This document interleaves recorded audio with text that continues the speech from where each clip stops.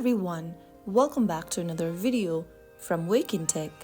In this video, I'm going to show you how to add movies to watchlist on Viki application. To add movies to watchlist on Viki, first of all, open the Rakuten Viki application on your mobile device like you normally do.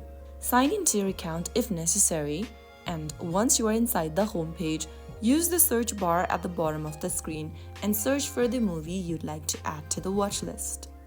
After finding the movie, you can then go ahead and find this info section. Simply tap on the watchlist button in order to add the movie to the watchlist. A little check mark will confirm that the movie has been added to your watchlist. To access your watchlist, you can go ahead and get to the home page, and you will then be able to see a category that is listed as watchlist, where you can easily find the movies that you have added. And that's it. You've successfully added a movie to your watchlist on Viki app. Now you can easily access your favorite movies anytime without searching again.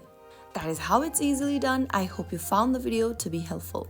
If it was, make sure to give us a thumbs up and subscribe to Wake&Tech for more tutorials like this. I will be back again in the next video. Stay tuned till then.